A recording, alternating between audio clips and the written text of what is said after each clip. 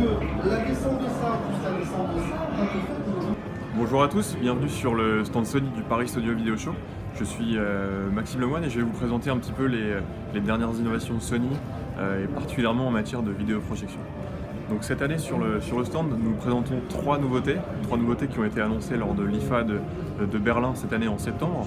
Le VPL VW270ES, le VPL VW570ES et le VPL VW870ES.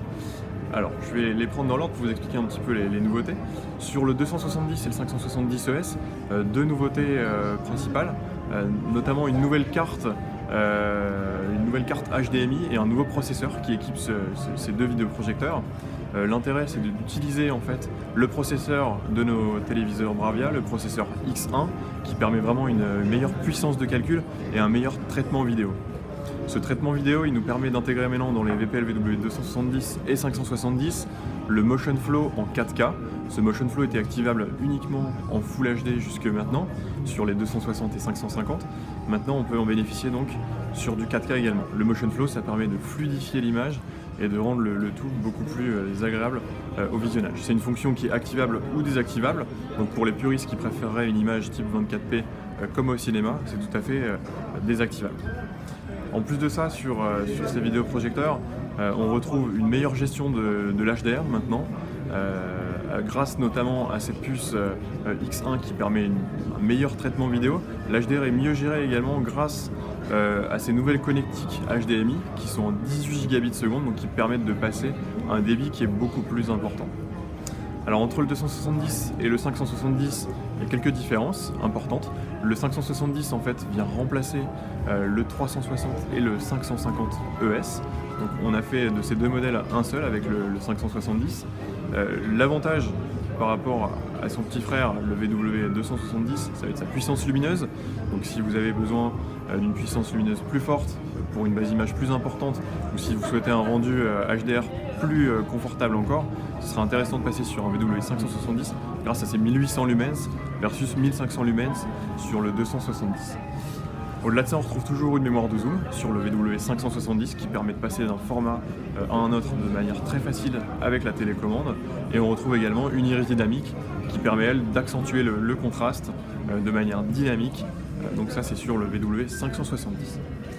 Un modèle phare aussi cette année, que l'on présente dans notre Black Room sur ce salon, c'est le VPL VW870ES. Alors ce modèle, c'est une évolution en fait du VW760. C'est donc un modèle laser. On retrouve vraiment le châssis du VW760. Cette fois donc toujours avec un modèle laser, un laser qui a été encore un petit peu amélioré et surtout une optique d'encore meilleure facture. C'est une optique composée de 18 lentilles en verre, pour une finesse vraiment à l'image qui est impressionnante, et le diamètre de cette optique est lui accru, plus important, et va permettre de reproduire l'image de manière encore plus fidèle, tout en laissant passer aussi un flux lumineux qui sera encore plus important. Globalement, on a une luminosité qui est améliorée sur le 870 avec 2200 lumens.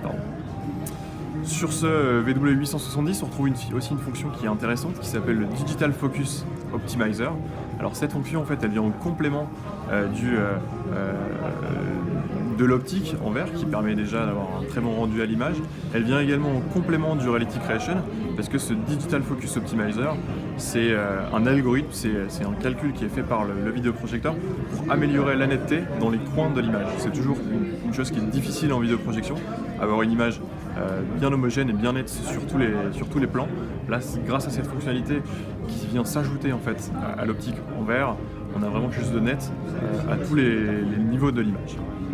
Donc voilà pour les nouveautés principales en projection. Sur le 870 également, j'ai oublié de vous dire, on retrouve une iris dynamique, ce qui n'est pas le cas sur le 760ES, donc on retrouve un contraste qui va être encore amélioré. Voilà. Je trouve aussi derrière moi ici un écran Bravia OLED de la série AF9. Donc cet écran de la série AF9 a une particularité qui est relativement intéressante. On trouve ici une configuration avec un système audio 5.1 et ici en fait c'est le téléviseur qui sert d'enceinte centrale. Grâce à sa technologie de vibration de la dalle, c'est donc la dalle elle-même qui émet le son par vibration.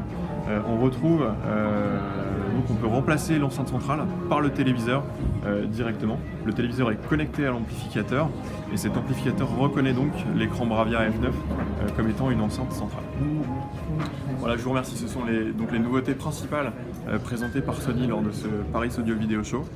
Vous pouvez effectivement retrouver tous ces détails sur le site web de Sony Pro. Merci beaucoup.